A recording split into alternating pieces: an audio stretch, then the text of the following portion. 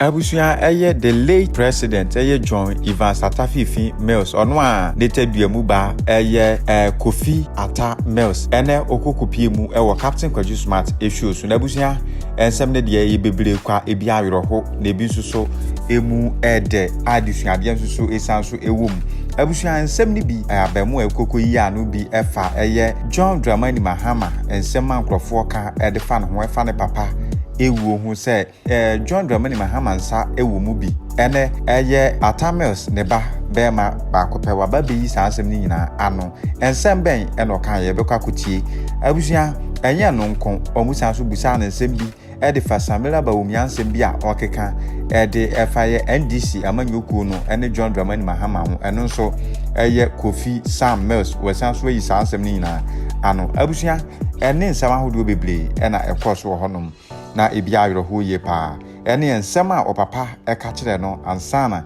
obefri mu mepese ebekọ ne yakwakotie sansem ni nyina ba ye ba ye betwa so ede ama eguso kasapa media na dey kan mesrew so be subscribe no like no share ama fofo so atimi enya bi ahwe yenkwe yengogotie ensem ne bi amfamra. The few years he lived with us as the president of the republic, his influence and his contribution to Ghana, which is influence also as his only son.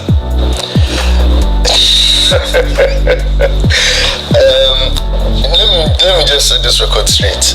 I'm my father's biggest fan.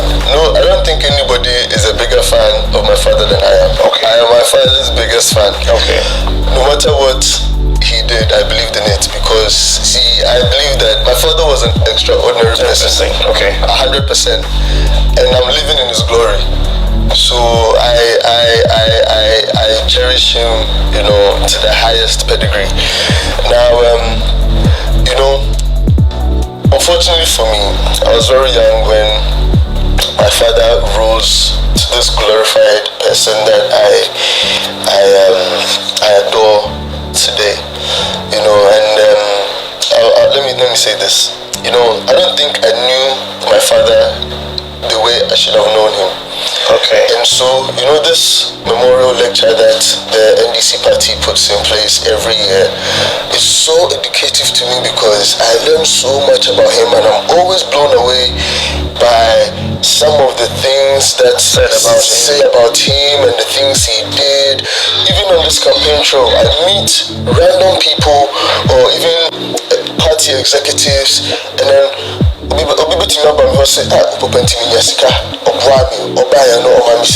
I've never met them before, so, and that's why I said that the goodwill of my father is what I'm living in today, and I'm very happy to have someone like him to look up to, someone like him that people reference me to, and stuff. Living with my dad, before he passed away, it was the best experience I've ever had in my life, waking up, doing morning devotion. He was a staunch Christian. He betides me to miss morning devotion in the morning. And some of these things that, he taught me and introduced me to are the things that are helping me shape my life today. As a young man, as a business person, as a family man, these are some of the things that is helping shape the direction that I want to go in. How calm he was, through persecution, people abusing him as president. He was very calm and collective.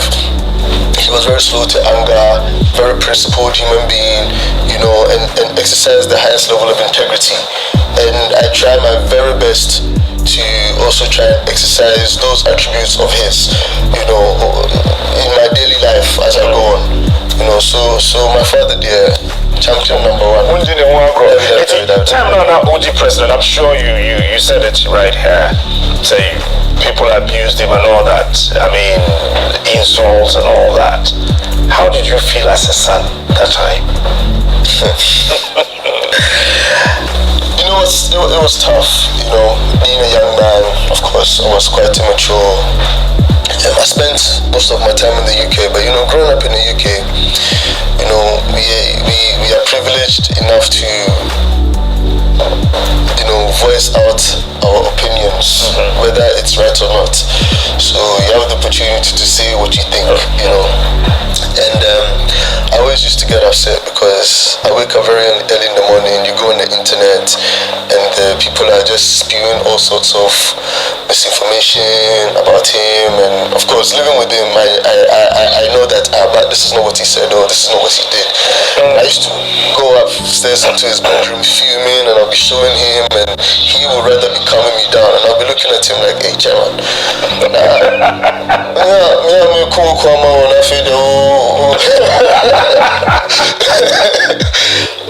So, I don't have words to describe him and his demeanor and his nature, and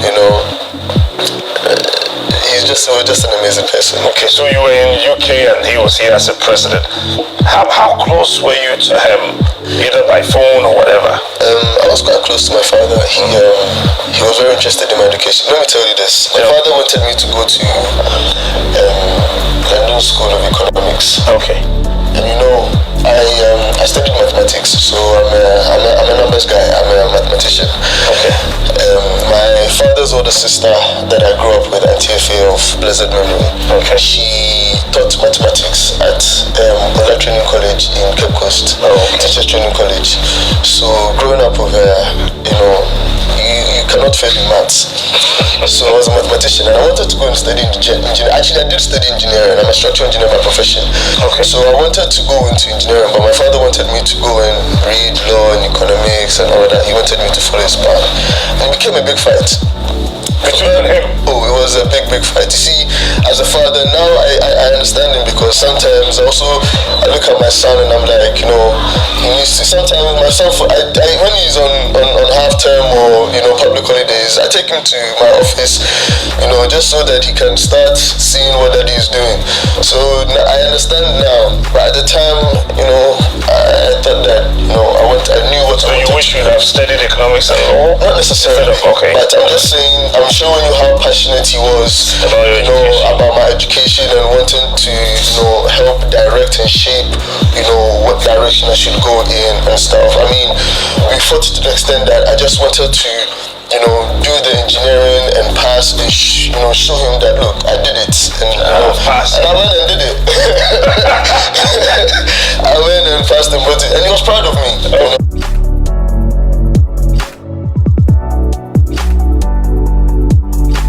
Knowing very well that I went against his wishes, but going and passing well, and chartering and becoming a chartered engineer, he was very happy with it. But he was extremely interested in my education, and was very instrumental in wanting to shape which direction I went into. Did you speak to him either a day, 2 days, or even that day before he passed on? I was living with him at the castle with him. I was with him in the morning. We had breakfast together. That same day? That morning. We had every day. If I'm not there, he will eat. He will eat. Yeah, if I'm not at the table, people that were around would testify. If I'm not there, he would let them call me to come and eat. He wanted to make sure I'd eaten. He wanted to make sure that I was okay and stuff. But I knew he wasn't well. And God knew best, so he the time came. You knowing that dad was not well, always asking you to come have breakfast with him, what was your prayer?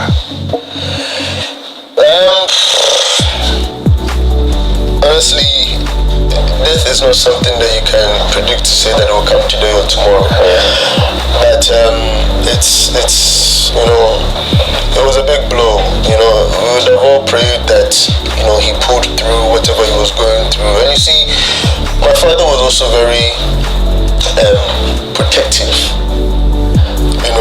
He over me. Let me put it that way. My father was extremely protective over me. Overly protective of you. He was very. He even allowed people to say that he didn't have a child because he wasn't in his best interest. He felt it wasn't in his best interest for him to expose me as his only child.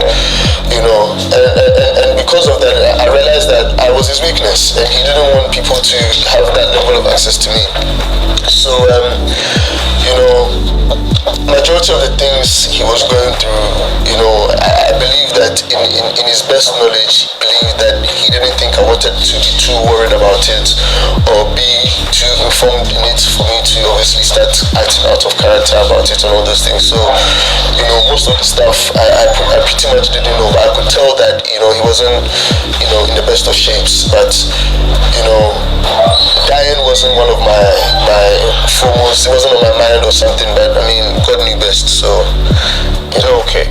So you were here when it happened. How did you feel when the news was broken to you? How did you feel? I mean, I know it's a very tough question. Yeah, it is, and it's 12 years, and I don't really like. How old were you then? It's 22. You were 22 then? Yes.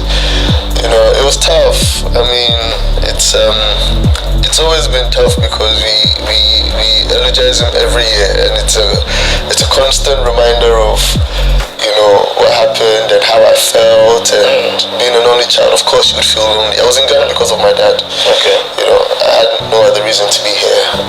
It was him. When I finished engineering and I passed well, he brought me to Ghana. Because at the time there was a recession in the UK, they were laying people off.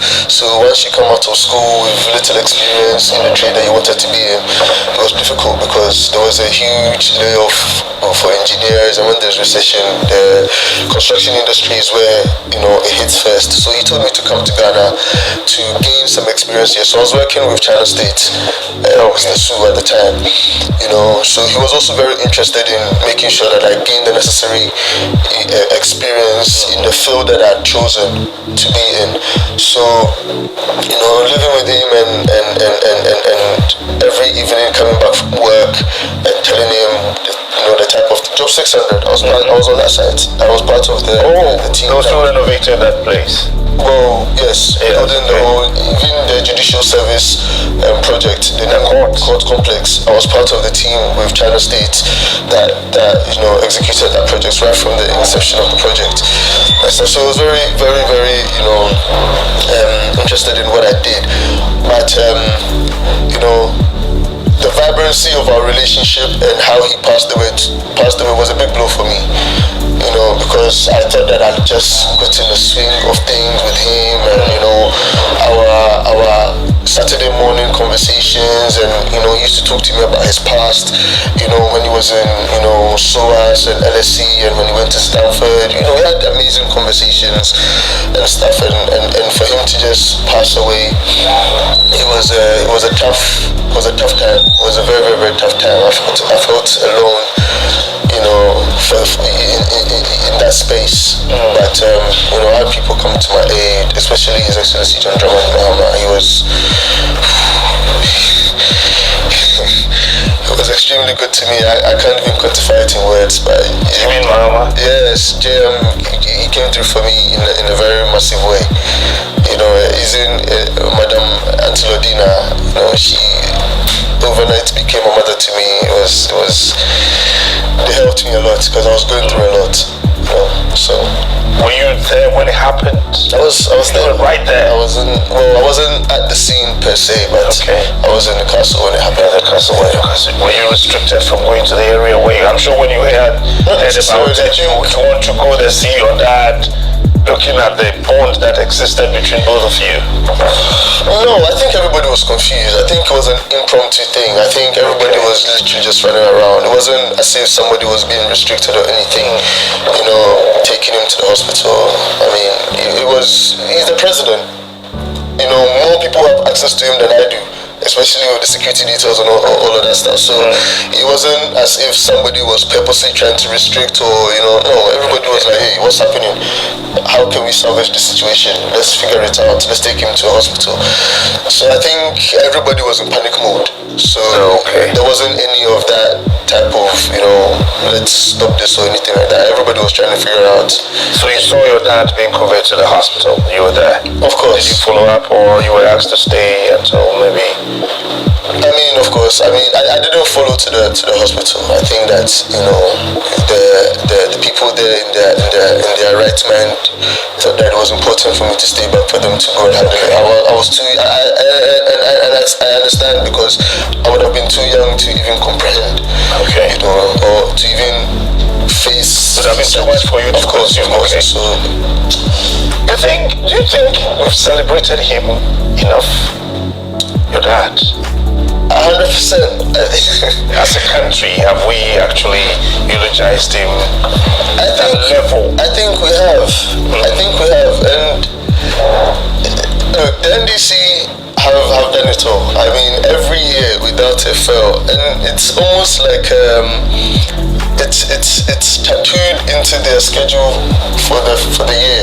Okay. It happens every single year. It's like clockwork. It does not end. I thought that maybe even after the 10th year they would take a break and even do it every 5 years or so. They're still doing it religiously every year, and you know the team that's in place that's running it are doing an amazing and fantastic job. They put together all the things or the speeches or the lectures that people have, you know, delivered about my father. I have a copy of it. I go through it in my office, and every day it's a learning curve for me. How often do you visit Asunje Park? I go there quite a lot. I actually take my children there. Oh, okay. Yeah, I take my See children their grandfather. Oh, yeah, they didn't meet him, but I always take that. I feel like, you know, there's this aura and, you know, energy in that place when I go there with the family, and we kind of just talk to him and, you know, just... So what do you tell him when you go there? These are your grandchildren. We decided to, you know, not meet. But they love going there as well. You know, there's like a park. Okay. On the other side, yes. The geese park. And then they like the ostriches there, so we take some stuff to go and feed. And I think there's a fish pond there as well, so, you know, I take them there, and then after they go to feed the ostriches and the geese and the fish in the fish pond, and they like it there. And I'm actually taking them on a tour at the Osukastle. I showed them where my room was, where their grandfather used to be, and they love it. So I feel the sense of responsibility to educate them about who they are and where they came from and how we got to where we are today. Let's stay at Sunjay Park for some time. 2 or 3 questions there. You know, that's where your dad is, and you know, I'm sure you heard about what happened when they were doing an anniversary of your father, and this one is Atta Mills's family, this one is not Atta Mills's family. All that brouhaha when you hear. Captain Smart. Yes, sir. Wow.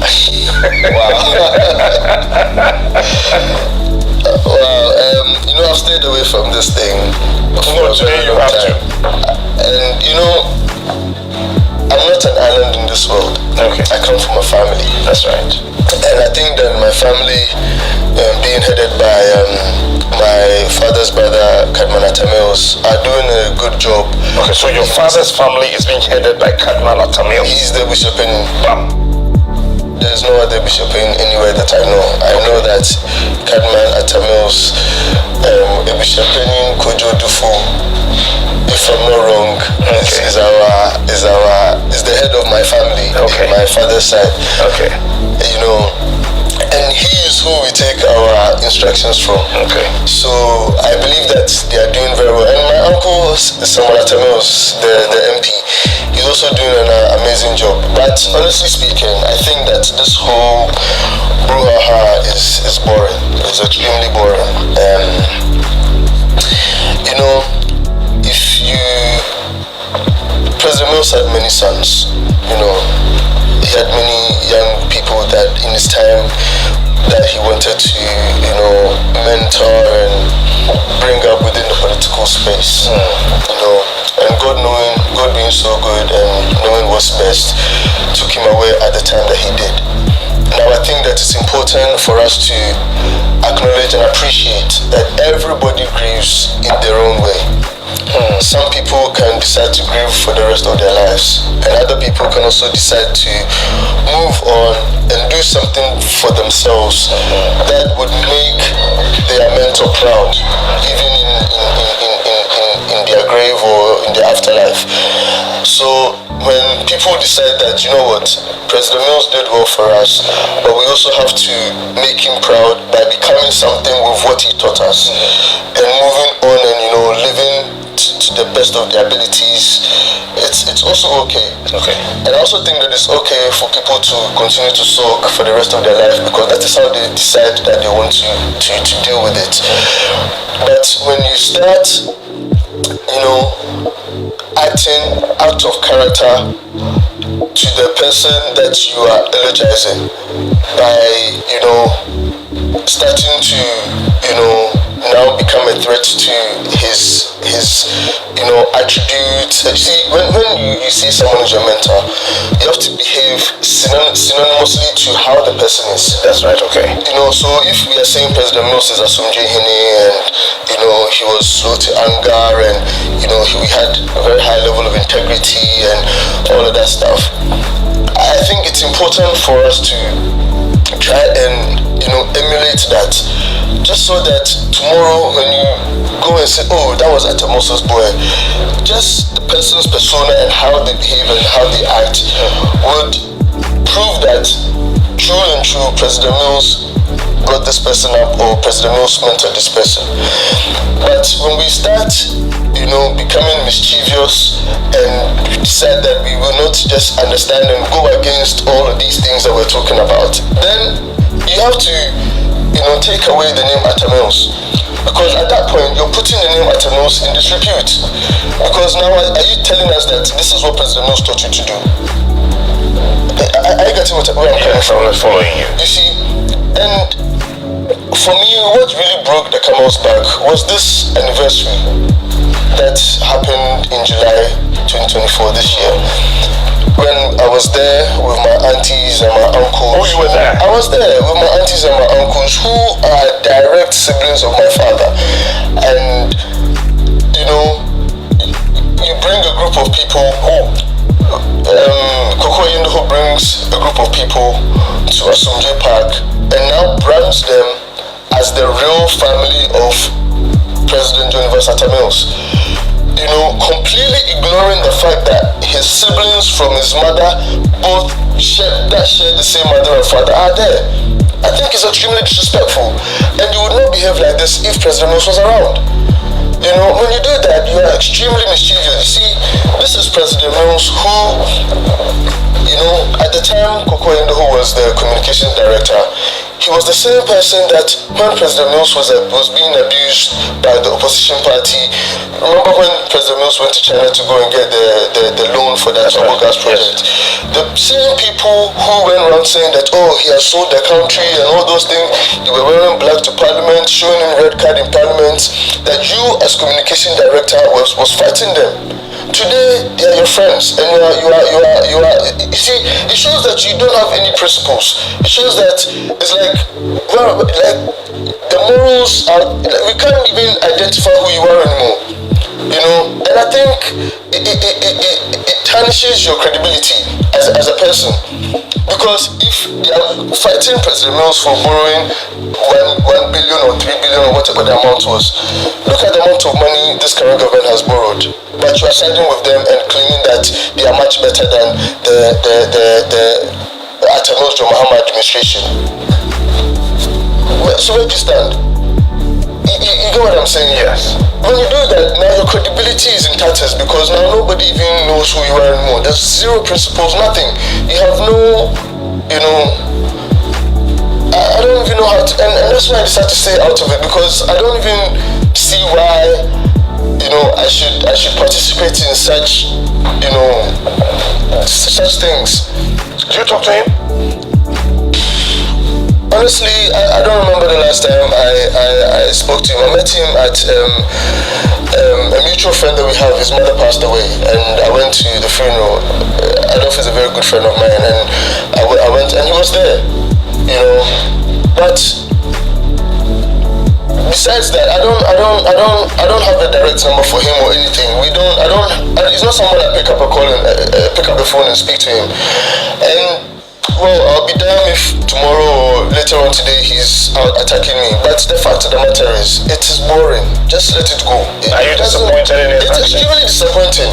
Oh. It's extremely disappointing. It doesn't make any sense. If the family of President Mills decide that this is what they want to do, leave us to do it.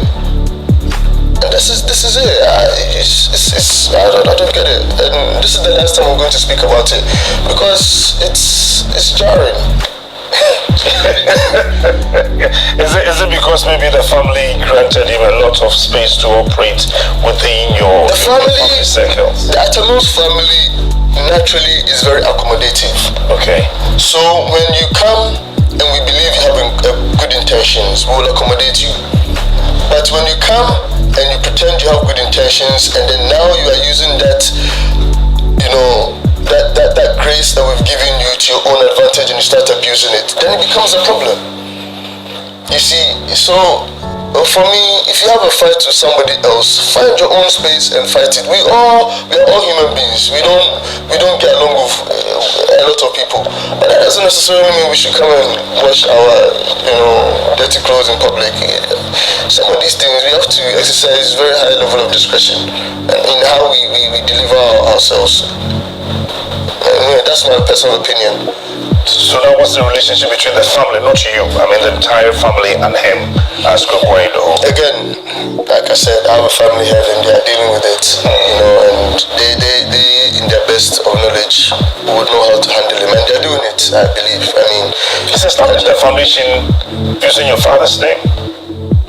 Again, he has the right to do whatever he likes, but like I'm saying, the family heads are working around the clock to try and preserve the Atta name that we all carry, and they'll do it to the very best strength that they have. So for me, I trust them to do the right thing.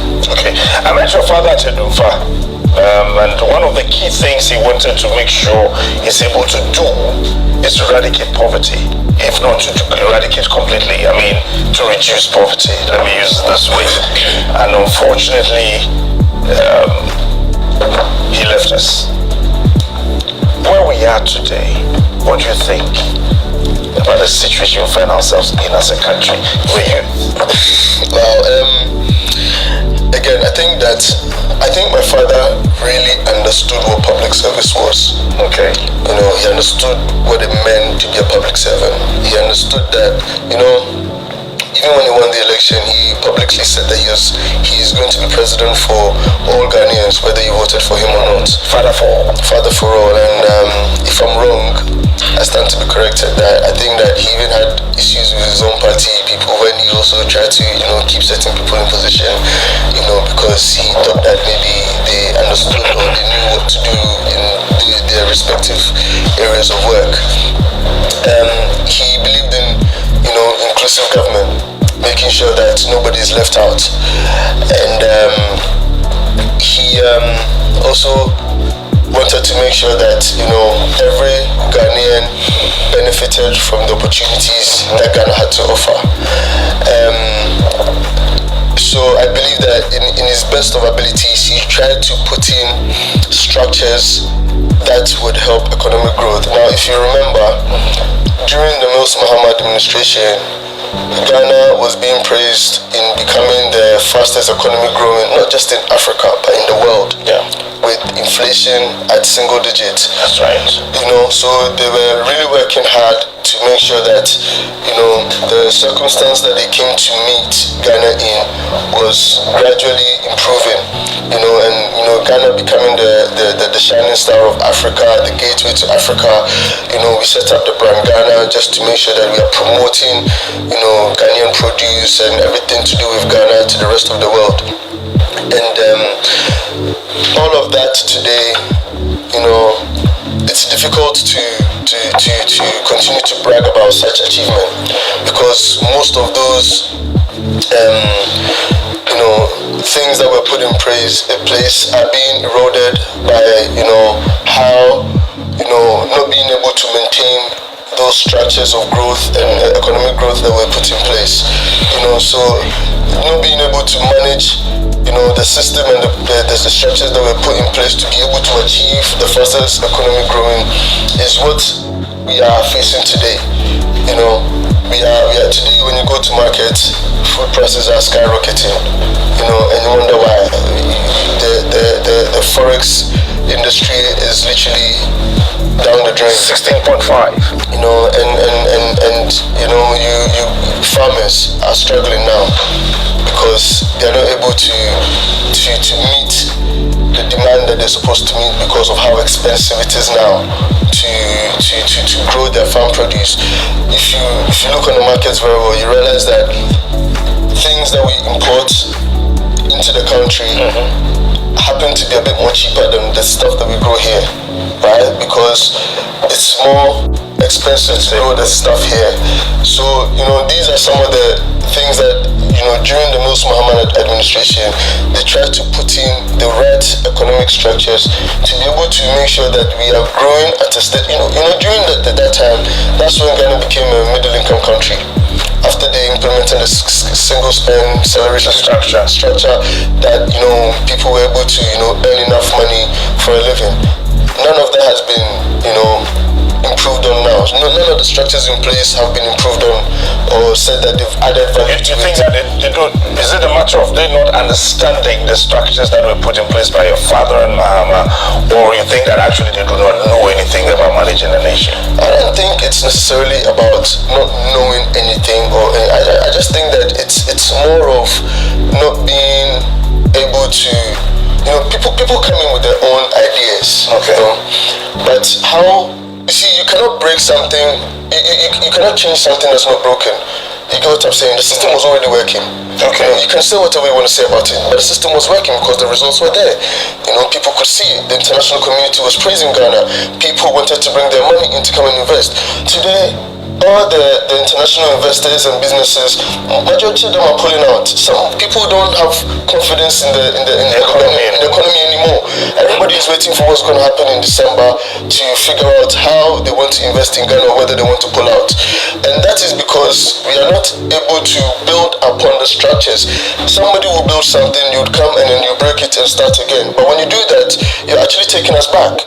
Now when you take us back, you don't have the clear path to actually come and say that this is what I want to do. And that's what we're facing now. We're facing, it's almost as if we're going through an identity crisis. Ghana was doing very well, and then all of a sudden, Ghana has a junk currency. So now you don't even know how to brand Ghana anymore. Okay. Because... Now I don't describe your father as Professor Doolittle. How would you describe him? Professor Doolittle achieved the fastest economic growth in the world. Where's the economy today?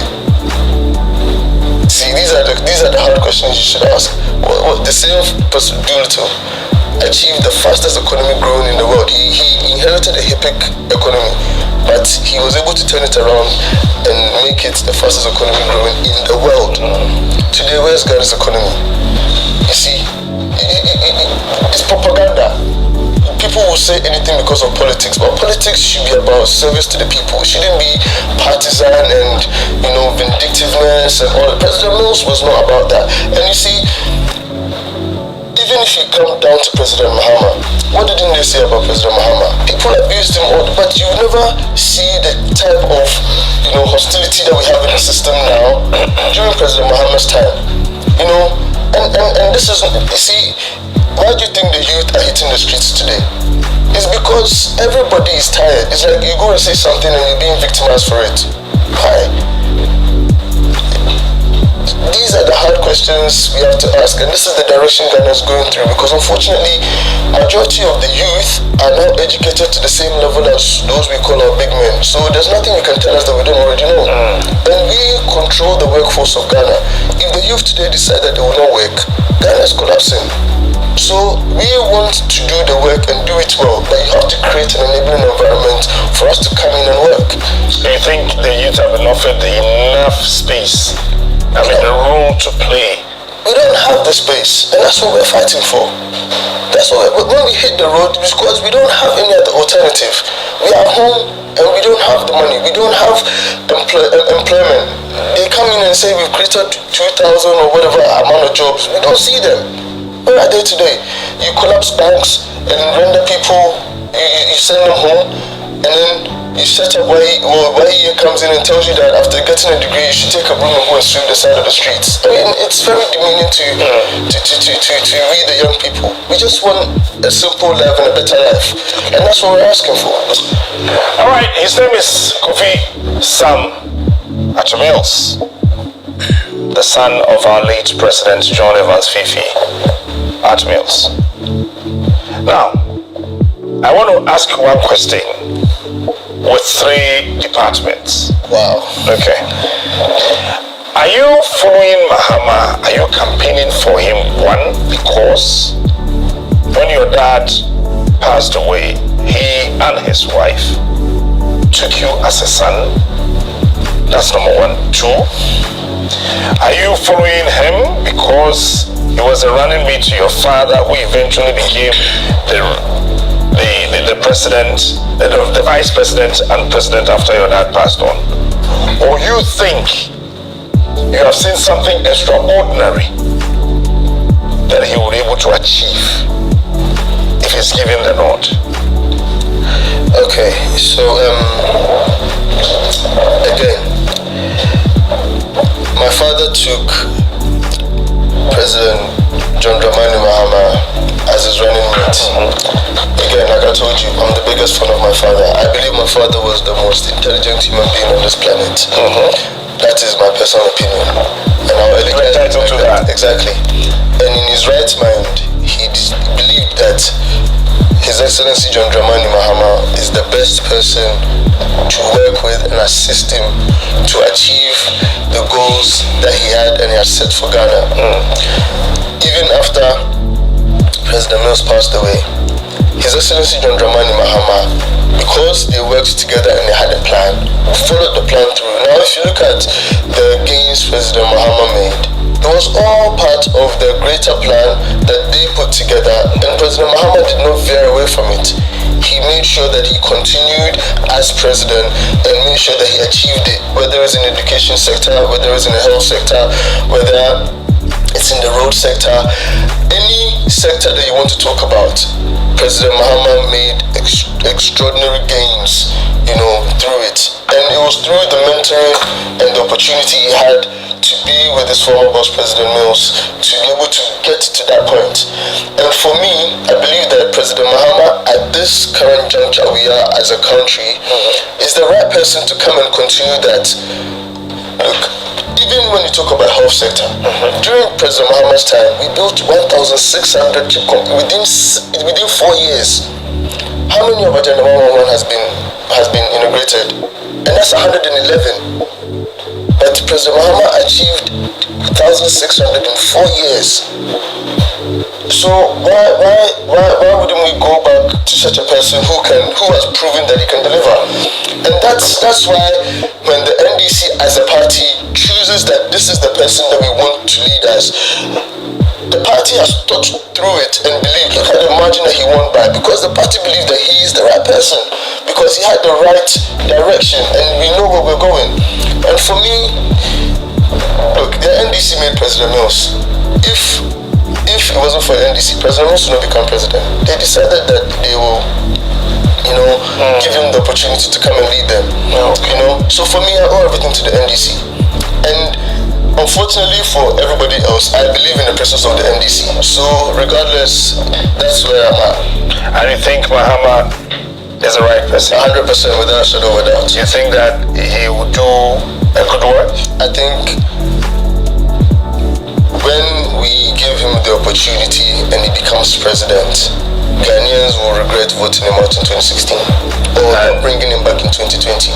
And you think that he will be able to reset and change lives? I've read the manifesto from A to Z and even the appendices. President Mahama will deliver everything that we have said we will do. You believe he can manage the economy better than any of the contenders? He would even manage it better than what do they call them? I think they call them what? the solid team. He single-handedly will do it better than the solid team. The solid team, you mean the current MPP economic management? Well, those called the solid team, because the Mahama will manage the economy better than them. Somebody Ababia described President Mahama as incompetent. You remember that? We do. I do remember it. A word to describe Baumia. Wow, Captain Silence goes problem for me. Honestly, extremely disappointing. Extremely disappointing. I mean, that's the best word I can use, and that's me even being very charitable about my choice of words. Extremely disappointing, because if you listen to, the things that he propagated, even against the late Vice President Mr. Atta, and what's happening today, you would think that it's a different person, or it's like a twin brother of his, or they have mutated him into someone else has come to they called him the economic whiz kid. His wife called him the economic whiz kid. Today we are suffering. Today we don't have money. Today the economy is in shambles. So where's the wizkidness of this? So it's disappointing. It's extremely disappointing. I would have been happy if they came in and did well. We would have all said that, hey, chief, you've done well. You teach them out. But it's a shame. It's a complete shame. Maybe I want to know me. Show me okay. And then Papa couldn't walk on out of the hundreds and thousands of issues and whatever. I said, in this administration, I would see about say, I could say, oh my goodness. That's so smart. Wow. You know what? Every day that I see the amount of money that has been borrowed by this government, especially when they campaigned about their own slogans, Yasiti Kasu, Akomdia, Sikano Wahase, Ghana here my, you get what I'm saying, and you come in and you're not able to make the money that you, or show us the money that you claim is here, and then you go out and excessively borrow to the tune that now we cannot even pay our debts back, and now every Ghana is owing over 20,000 Ghana cedis. Now if you go to some of these remote villages, I just came from Kwame down, so now if you go to one of those remote villages and tell every single one of them that they are owing over 20,000 Ghana cedis without even going to the bank to borrow it, which by the way is growing interest every day, how do you think they should feel? You see, and these are some of the things that I don't think that we properly understand the severity and the grave economy that has been dug for us. Because if we did, if you say something, they'll say you're radical. But you see, if we really did understand how grave the situation is, we would not be sitting calm like this. So for me, there's nothing to show for. Okay, in 2 minutes, that's going to be my final question to you. And if you want to add anything, then we can finish this interview. In 2 minutes, convince me and the Ghanaian out there why we should vote for Mahama. Okay, so I strongly believe that His Excellency John Dramani Mahama currently is the right person to lead Ghana. He's done it before. He's been president. When he was president, we also some of the infrastructure development that he did. Now, if you look at the current manifesto that NDC has launched, which was approved by His Excellency John Dramani Mahama, you realize that he has a key interest in the youth. He realizes that the economic hardship that we are facing today, the people that face it more is the youth. So he's brought out the 24-hour economy, due to the high levels of unemployment today. Now, if you want to be able to gain employment in the next administration of the NDC, he he's come up with this Formula 133, meaning that there are certain or particular areas or sectors that can run 24 hours. Now, why should one person do the job and close at 5 o'clock and then the job space becomes dormant?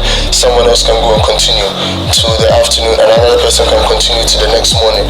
In that way, you have actually more or less doubled the employment rate as it is today. You know, when you talk about those of us or some of my brothers and sisters who were not able to, you know, get the highest level of education, he says if you want to learn how to become an apprentice in whatever field you want to do, I believe in tree, they say in San Juma.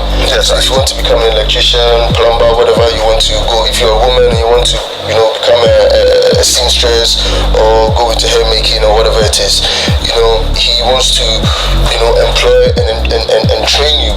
And after training you, he would help you set up by giving you a facility to set up your own practice so that you can also work and earn money, you know. And that is how the economy is able to grow. The private sector is supposed to grow the economy. So by creating these enabling environments, it's going to help the private sector to grow the economy. You know, if you look at the agro industry, food, you know, insufficient food is a national security issue. He says that when he comes, he wants to reinforce the agro industry.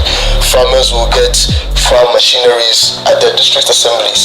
Those times during John Mohammed's administration, we used to give the farmers fertilizer. The fisher folks, we used to give them premix. Today, they have to buy it at a very high cost. You see, and he's saying that, you know, when he comes back, when he talks about reset, we are going back to meet these, you know, subsidies that he was given to the agro industries. You know, instead of buying fertilizer, he'll give it to you for free. When you go to when it's time for harvest, when you go to the district assembly, they will have harvest machines that you can use. When you harvest and you make a bit of money, you go and pay them because that's the same money that they would use to maintain the machines for your next harvest. Sector by sector, he has made sure that he has addressed all the issues. Fortunately for me, I was able to follow him through his primaries when he was going around to ask we went around in all the regions to ask the people, what can we do to help your situation? What do you need? And we tailored our manifesto to meet the needs of the people that we want, the people, what the people want. You see, so for me, I believe that we have a comprehensive plan as a party, our leader as President Mahama, to be able to execute, to liberate Ghanaians from the hardship and the economic difficulties that we're going through now. So for me, if you ask him, vote for His Excellency John Dramani Mahama come this December 7th, just look for the umbrella and give us the opportunity to come and, you know, implement some of these amazing and exciting policies that we have in place for the people of Ghana. Thank you very much. All right, thank you so much, Kofi Sam, Atta Mills, for your time this morning. So that's Kofi Sam Atta Mills, the son of our late president. Sorry, I spoke much English than... That's okay, you are comfortable with that? Yes, I'm much more comfortable with It's fine with us. Okay, so, time na kaina ya idea.